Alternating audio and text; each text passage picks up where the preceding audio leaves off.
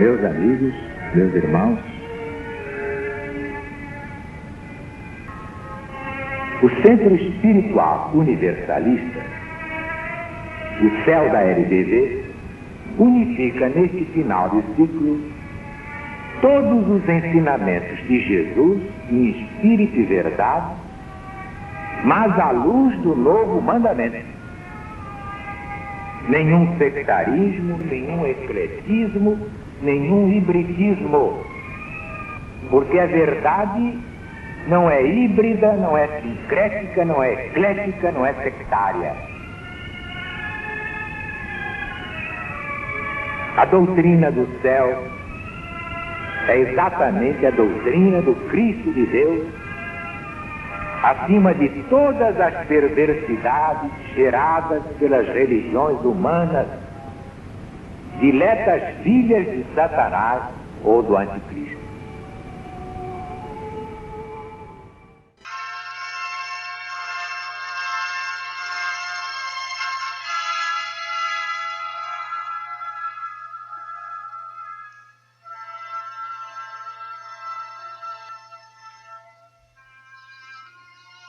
Doutrina do Céu, Espírito da Verdade. Alziro Zaru responde.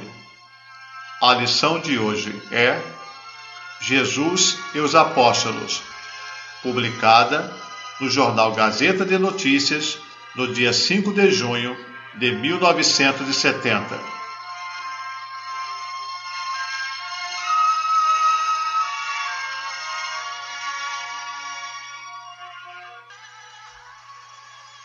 Todos os políticos deviam estudar a doutrina do novo mandamento de Jesus antes de se iniciarem na vida pública.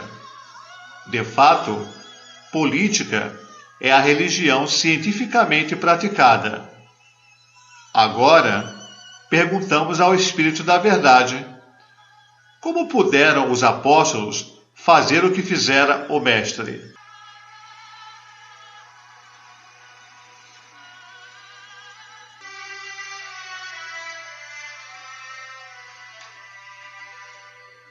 O que Jesus fizera durante a sua missão terrena, os apóstolos tiveram de fazer depois, sancionando-a perfeitamente.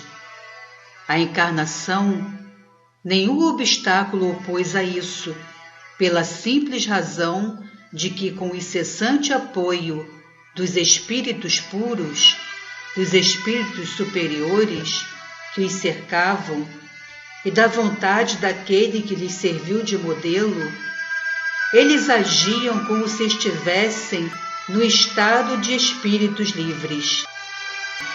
Mediante a assistência, a intervenção e o concurso ocultos desses espíritos e dessa vontade, operavam curas materiais e espirituais, como fizera Jesus, e pelos mesmos meios.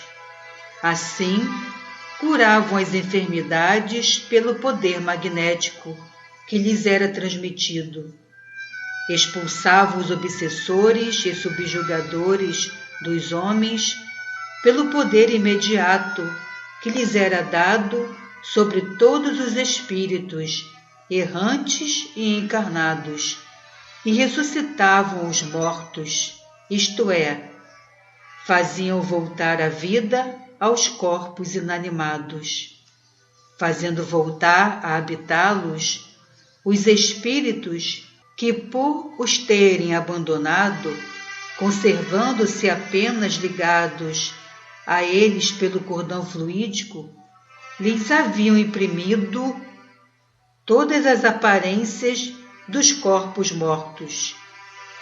Desde os tempos de Jesus e dos apóstolos até os vossos dias, os casos de curas materiais e espirituais se têm sucedido com frequência cada vez maior, ora de modo apreciável para os homens, que então acreditam no milagre, ora ocultamente, sem que os homens compreendam sua origem, por não terem deles consciência.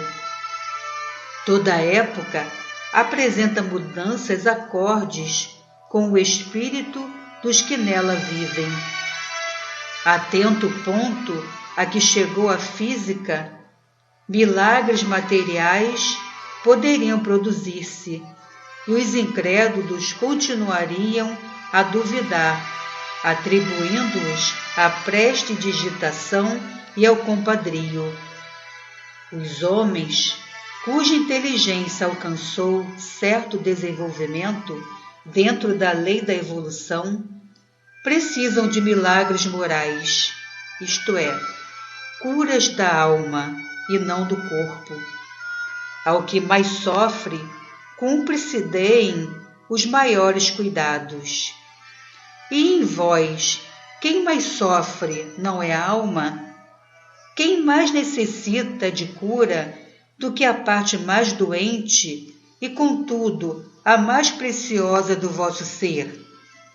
Hoje, graças à terceira revelação, que vos fez conhecer as relações do mundo visível com o mundo invisível e os segredos de além-túmulo, as curas que Jesus e depois os apóstolos produziram, tanto na ordem física quanto na ordem moral ou espiritual, fatos que passaram por milagres naqueles tempos de ignorância, hoje, para vós, os mesmos fatos são apenas a consequência da depuração do espírito encarnado, do seu adiantamento espiritual e da proteção que lhe dispensam os espíritos puros, os espíritos superiores e a vontade do Mestre.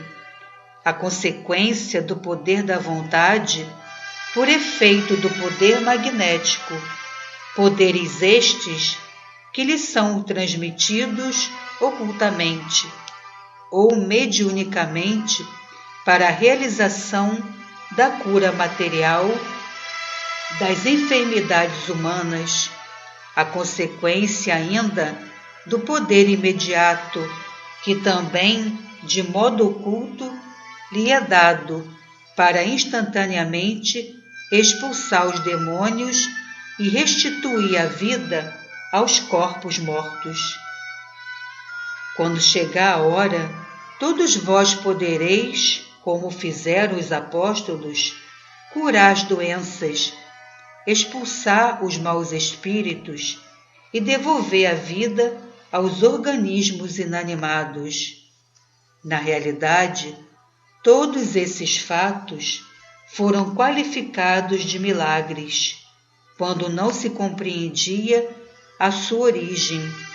Não são mais que a consequência lógica da purificação dos espíritos. Uma prova de que aqueles que os realizam são mais elevados do que os outros, ou mais protegidos por terem maior merecimento.